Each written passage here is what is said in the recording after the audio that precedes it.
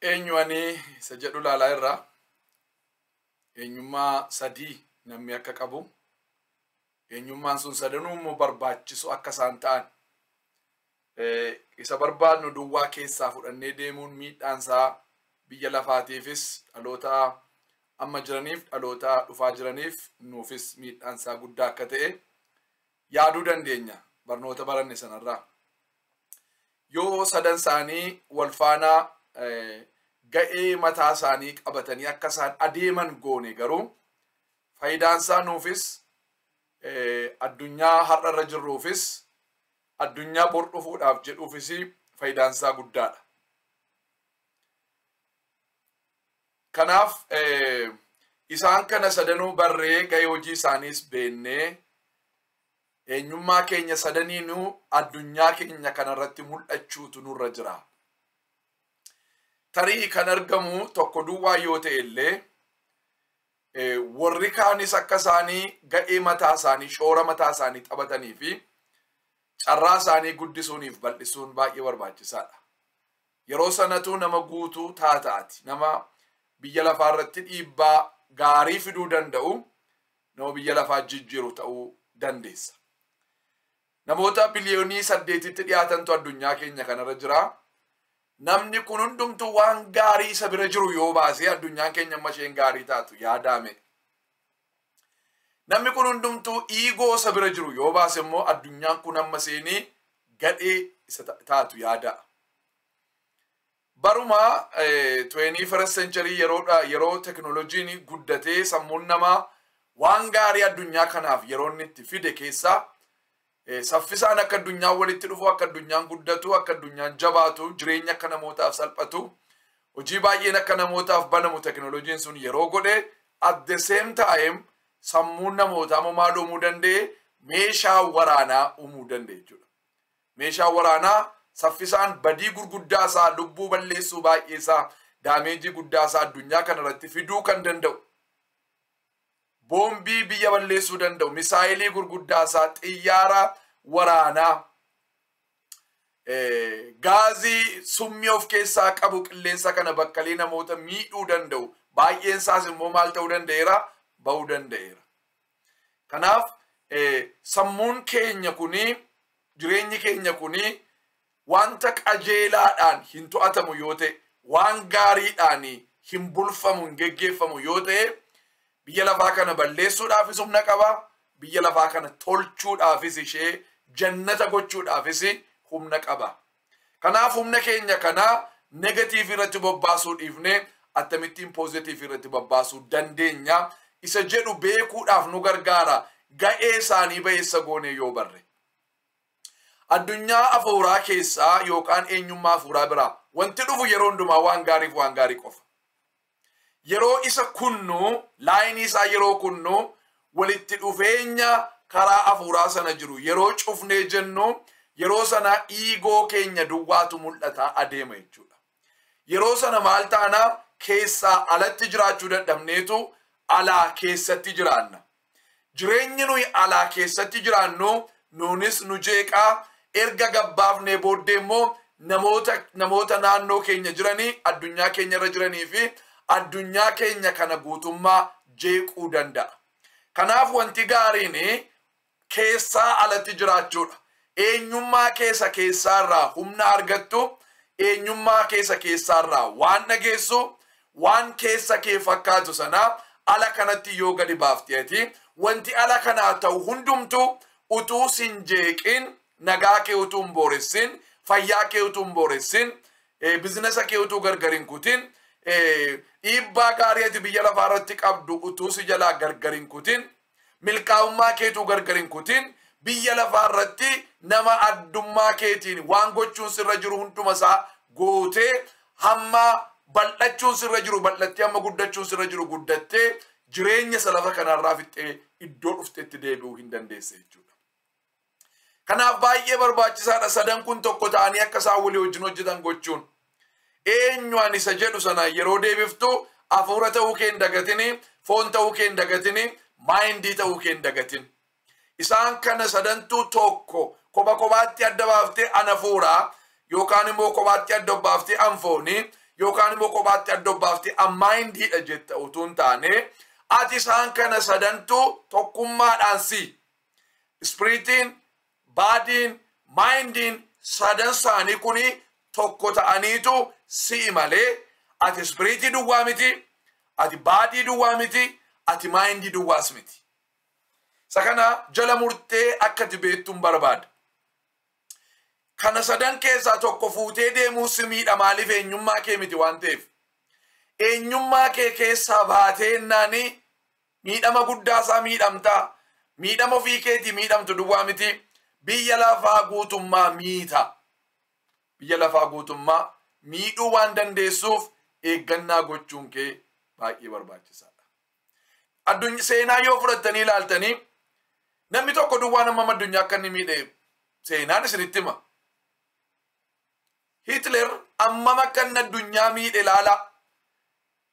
Namni sun nama dandeettii qabu ture, nama guddaa ture, liidarii guddaa ture, nama konvinsi godhee nama of duukaa buusuu danda'u ture, waan gaarii isaa yoo lakkaa'ame waan gaarii baay'ee qaba.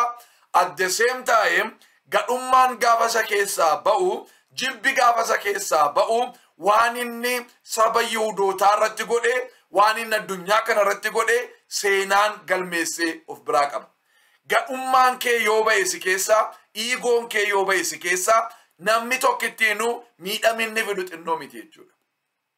Har'a namuma tokkotu kilaashii wayii qabatee dhaqee mana barumsaa keessa galee ijoollee xixinnoo ajjeesee akka ba'aa jiru niwusii irraa hin dhageessu. Namni tokko fuudhee dhaqee waan meeqaaf meeqa balleessuu hin danda'a. Balleessaaf taanaan immoo negatiif enerjiin baay'ee waan meeqa balleessuu waan danda'uuf namni gaafa negatiif enerjii isaa aktiiv godhee gaafa gara sanarra deemu miidhaan ni godhu baay'eedha. Kanaaf ati eenyummaa qabdu sadan tokko ta'anii hojjetan kana keessaa isa tokko balleessuu hin yaalin, isa tokko xinneessuu hin yaalin, tokko duwwaa guddiftee fuutee deemuun yaalin, haa hojjetanii akkaataa hojjechuun isaa irra jirutti ga'ee mataa isaanii qabatanii akka isaan deemanii fi yoo irratti hojjette inni si iga. Hafuurarraa dhufee saabkonsheesii kee bira dhufee kaansheesii kee irraa saabkaansheesii kee bira dhaqee saabkaansheesii kee irraa gaafa karaa baadii keetii ala kanatti gaafa ba'ee jedhu addunyaa kana akkaataa dinqiitti jijjiiruu dandeessaati. Nama guddaa biyya lafaa irratti taatee darbuu dandeessa. Nama guddaa. Uumaan nama guddaa akka taatu barbaada. Karoorri isaa, sagantaan isaa, ajandaan isaa sirratti nama guddaa ta'uu keeti. Nama guddaa ta'uu keeti. Namni guddaa ammaa inni yoo jettanii nama horii baay'ee qabu, nama mana baay'ee qabu, miti horiidhaan shallagamu miti guddinni yookaan milkaa'ummaan. Waan itti dhalatte sanaa argattee isa raawwachuun milkaa'ummaadha. Waan itti dhalatte sanaa argattee isa hojjechuun guddina. Inni jireenya. Inni ulfina, inni maqaadha. Waan hundumaa achi keessaa waan achi keessaa argattu miti. Wanta nama tajaajiluudhaaf ati goote wanti si keessa jiru wanta siin fuudhee superistaarii si godhutu hin taane. Of course superistaarii ta'uun kee hin oolu. Superistaarii ta'uun kee hin oolu. Kaayyoon kee garuu isa miti. Kaayyoon kee maanni nama tajaajilu. Yeroo waan godhattee yaaddu maaliifan yaadee ama warshaan dhaaba yeroo itti maanni sababiinsaa. Sababiin warshaa dhaabuu fi namoota naannoo koo jiranii namoota miliyoonii lamattiinii fayyaduudha. Rakkoo biyyattiin qabdu ittiin hanqisuudha. Deebii dhaloota kanaa ittiin deebisuudha. Akka godhee namummaa tajaajiluudha. Tajaajila ta'uutu irra jira. Wanta ati qabdu hundumtisa. Mana barumsaa yeroo dhattu tajaajilaaf. Mana barumsaa dhaabuu yeroo barbaaddu tajaajilaaf. Koorsii yeroo akka koo qopheessitu tajaajilaaf. Wanta ati gootu hundumtu namummaa tajaajilu namoota irra jiran tajaajilanii dhaloota kana booddee dhufuudhaaf jedhan tajaajiluu irratti hin xiyyaafatu yoo ta'e horii amman argachuu maqaa akkasii argachuu ulfina akkasii qabaachuu abaluun mo'uu abaluun caaluu isa jedhu yoo ta'e iigoo keessa jirta waan ta'eef ammayyuu tokko eenyummaa kee keessaa disconnected ta'eera jechuudha. Kanaaf ofitti deebitee eenyummaa kee sana ilaaluun baay'ee barbaachisaadha. Amma gaa anna keenya ilaalla, baadii keenya ilaalla. Baadiin keenya kuni tokko iigoo keenya miti. Kanatti aanseessa jiru amma gaasan kaasa. Iigoo keenya miti. Amma nuyi maqaa keenya qofa miti, hojii keenya qofa miti, taayitilii mana barumsaatii arganne yookaan dhaabbati wayinuu kenne qofa miti, yookaan isa lafuma nu deemnutti namni maqaa nutti moggaasaa oolu miti nuyi. lafuma deemtanitti namni maqaa isinii kennaa deema akkaataadhuma hojii hojjetaa jirutti akkaataa iddootti argamte sanaatti akkaataa yeroo sanaatti akkaataa haala sanaatti namooti maqaa sii moggaasu yoo matarratti dhukkubsatte daakteeriin dhukkubsataa koo siin jedha yoo matarra waa fi abbaa seeraa biratti abbaa seeraa qabatte kilaayentii koo siin jedha namni lafa jedhattutti maqaa sitti moggaasu koorsii wayyooti fudhatte namni barataa koo siin jedha sii galee lafa dhattutti namni maqaa sitti moggaasaa oola waan ta'eefi isa miti ati yookaan maqaa harmeen kee abbayeen kee sii moggaasan miti sati yookaan immoo wanta har'a hojjetaa jirtu miti horii baankii kee keessa jiru har'aa kanas miti ati yookaan immoo wanti tokko harka koorran jirutti yoo yaadde ani hin qabu yookaan ani hiyyeessa sati jettu sanas miti ati isa namooti si jibban siin jedhanis miti ati isa haalli ati keessattu yeroon ati keessattu siin jedhu miti ati umurii kee kanas miti ati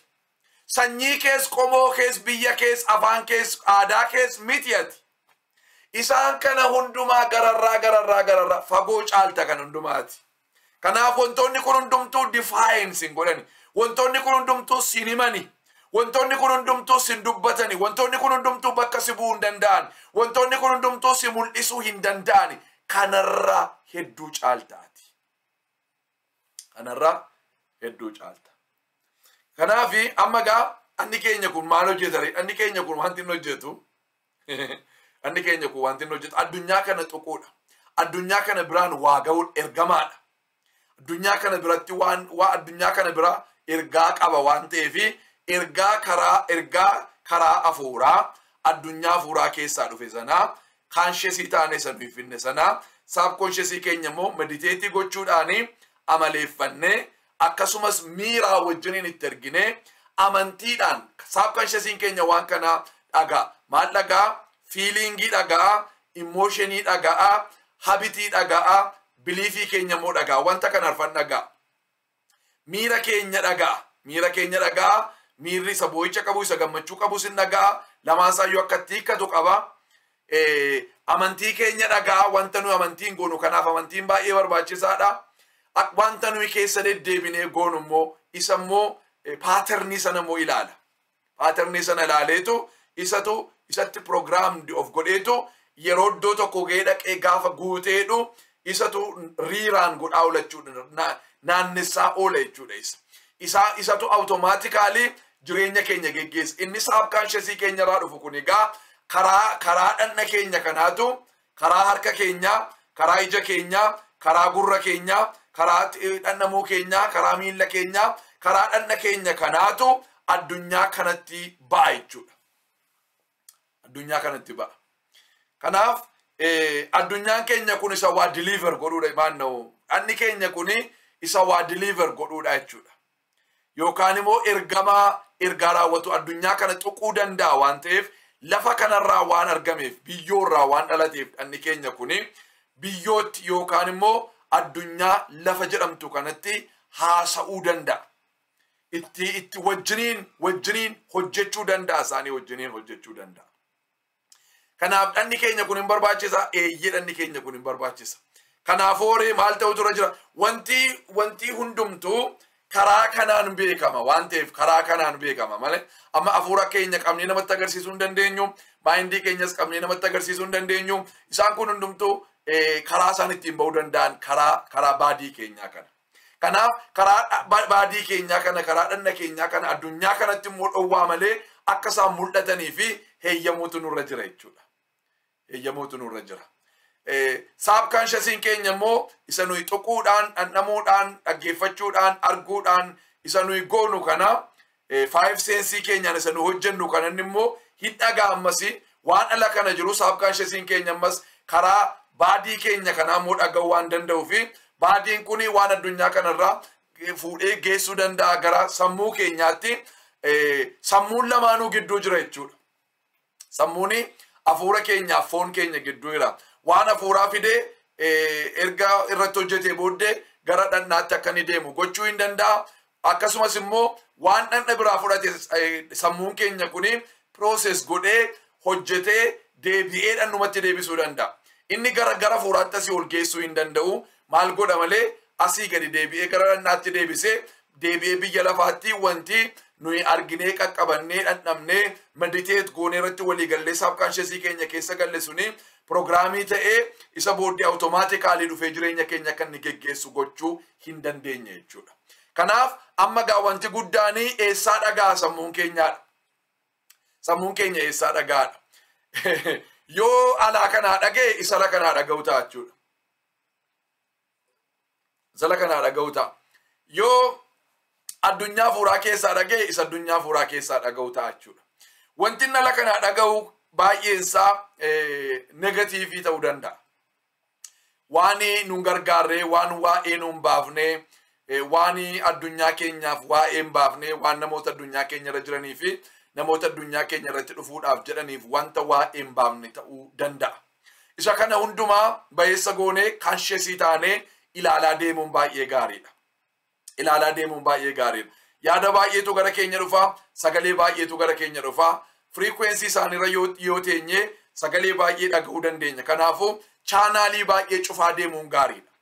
Chaanaalii baay'ee yookaan frequency sanarraa gad of buusuun keenya baay'ee gaariidha. Iddoo alfaa jedhamu yoo dhufne alfaa nama lafa wantoota negatiivii ta'anii sammuu keenya keessa guutaman hundumasaa iddoo nuyi xaxoofnee of keessaa baafnu. Isinin barsiisa turutti yeroo sana wanti hafuurarraa dhaga'amu suni jireenya keenya keessatti filoo gochuu jalqabe jechuudha. Kanaaf amma wantoota negatiivii ala kana jiran akka waliin galchinetti karaa dhanna keenya kana amma dhanni keenya kuni wantoota itti gammadu waan baay'ee qabaachuu danda'a. Amma namooti tokko tokko dhugaatiidhaan hin gammadanii dhugaatii dhaqu, sigaaraadhaan hin gammadanii sigaaraa dhaqu, diraagaan hin gammadanii diraaga dhaqu, wantoota itti gammaduudhaaf isaanii malu waan baay'ee isaa fudhatu. Kaan ispoortiidha, nami keenya baay'een isaa saakarii ilaalaa kan warra Awurooppaa kana, Manchester jedha, Liverpool jedha, sanyii garagaraatiin kilabii garagaraa jiru jala hiriiree namni hamma wal lolutti, amma riba dhabutti, amma wal ajjeesutti ga'a nami keenya. This is none of your business. Kana miti jireenyi kee isaan waan itti dhalatan godhaa jiru. Namichi taphataa jiru inni waan itti dhalate sana godhaa jira. Inni hojii itti uumame hojjetaa jira. Ati garuu teesseetu isa namooti warri kaan waan itti dhalatan hojjetan sanatu ilaalaa jirta. Amma ilaaluu keessaa bahitii ati taphataa ta'i. Taphataa maali? Taphataa waan itti uumamte. Waan itti uumamte sana taphachuutu waan itti uumamte sana godhuutu sirra jira. Wanta itti uumamte hojii utuu hin taane tapha siif. Wallaansoo baay'ee hin qabu, dafqa baay'ee hin qabu, caccabuu baay'ee hin qabu, gidiraa baay'ee hin qabu, irreeoo baay'ee hin qabu, laayif istaayilii keeta salphaadha baay'ee. Isas gara fuulduraatti ilaalaa deemna. Kanaaf siif taphataan tapha namootaa teessee ilaaluutti yeroo balleessuu dhiiftee tapha mataa keetii keessa galuutu sirra jechuudhaati. Iddoon barbaachifnetti argamuun sirra hin jiru. Waan hin barbaachifne dhaga'uun sirra hin jiru. Anni kee kuni miiraan wanti inni fidu hundumtu utaaleedhuma subconscious kee keessa gala.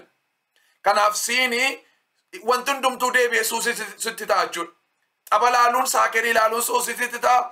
Muuvii ilaaluun sitti ta'a. Nama wajjin sa'aatii dheeraa haasa'uun sitti ta'a. Gabbaatee kaaffee teessee waan hin taane ilaaluun sitti ta'a. Wantati ammaa deddeebitee gootu hundumaa maal ta'eera? Subconscious kee keessa galeera waan ta'eef subconscious kee keessa gaafa galee jedhu inni already programmed waan ta'eef waan sanatti automatically waan sana si fida jechuudha. Kanaaf ati ganama yeroo kaatu subconscious kee lafa si fuudhee dhaquu qaba. Yoo ati amman biisiin ta'ettesi nama wajjin jira yoo ittesi gara sanatti gara waan ati program goote sanaattitu si fuudhee adeemuuf si dhiiba. Kanaaf hojii caalaa waan sana akkati barbaaddu eenyummaa kee barbaadu caalaa waan sana akkati barbaaddu si godha jechuudha. Kanaaf namooti waan baay'eedhaaf garba ta'u. Amma fakkeenyaaf baaksii sigaaraan keessa taa'u fuutanii yoo laaltanii sigaaraan akka nama ajjeesu achirratti barreeffamee jira. Garuu namoonni stiil maal godhu hin xuuxu. Si ajjeesa kana yoo xuuxxe jedhanii warri oomisha irratti baasaniitu namooti garuu ammayyuu maal godhu ammayyuu sigaaraa xuuxu. Maaliif sigaaraa xuuxu? Subconscious isaanii keessatti programmed ta'ee waan jiruufi inni automatically feed jedhaan. Kanaaf namooti baay'ee nama sigaaraan dhiisa sigaaraa dhiisuun hin danda'amu. Maal godhaa yeroo ammayyuu sigaaraa jeeniitu subconscious isaanii keessa galchaa jiru jechuudha. Wanta hin barbaanne maal goonaa? Wanta hin barbaanne maqaasaa iyyuu hin dhoofnu. Wanta hin barbaanne nammoo haadhaan nanniisaadhaan xiiqii ittiin qabachuudhaan yoo lammatatti deebi'e jechuudhaan mo'uu hin dandeessu. Ignore goota. Akkasitti mootu. Ignore goota. Maqaasaan dhooftu. Waa'ee isaan yaaddu. Sammuu kee keessaa akkamittiin akka haqxu waan negatiivii ta'e suusii garaagaraa wantoota ati itti hidhamtee jirtu akkamittiin akka of keessaa haquu dandeessu hunduma isaa sin barsiisa. Amma kompiitara keenya keessaa waan hin barbaachifne yeroo delete goonu dhaqeessa ta'a akkuma sanaan ikkoo barrisee kompiitara keenya keessaa hin deemu. Dhaqeetu recycle keessa ta'a ammayyuu kompiitaruma sana keessa jechuudha. Yeroo barbaannetti dhandhee fuuneetti deebisuu dandeenya. Garuu maal gochuun nurra jira? Recycle sana keessa dhandheetu erase godhuutu nurra achi keessaa lammataa deebii akka hin argamnetti maal gochuun nurra jira? Haquutu nurra jira. Akkamittiin wanta kanaan dura sammuu keenya keessatti program ta'e sana haquu dandeenya isa jedhu sana yeroo nu itti walii hojii ilaallu jira. Inni haqamee baduutu irra jechuudha. Akka inni itti haqamee badu nyaata dhowwachuudhaani tokko. Nyaata dhowwachuun maa inni lammataa waa'ee isaa yaaduu dhiisu, waa'ee isaa haasa'uu dhiisu, waa'ee isaa dhaggeeffachuu dhiisu, isarraatu of qusataa deemnee waa'ee waan jaallannu duwwaa kaasaa deemu. Maaninnis ansuusii kamittuu hidhamaa miti. Sinii galee ansuusii kamittuu faallaa waan sila godhaa jirru faallaa waan gadheedhaa waan gaarii tokko qaba waan ta'eef isa godhaa jirru isa gadhee sana dhiifneetu isa ta'uu barbaannu isa gaarii sana yaannaa isa haasofnaa waa'ee isaa dubbifnaa waa'ee isaa meditate goonaa an akkasi jenneetu yeroo nuyi haasofnu environmentii sanatu uumamaa deema jechuudha. Subconsciousiin keenya chemical reaction gadhiisu qaba tokkoon seelii dhanna keenya keessa jiru waan dhagaan hundumaatiif chemical reaction gadhiisan qabu. Chemical reaction waan dhagaan sana gaafa isaan gadhiisanii isaan wal qabataniitu wanta sana dhaqanii uumu jechuudha.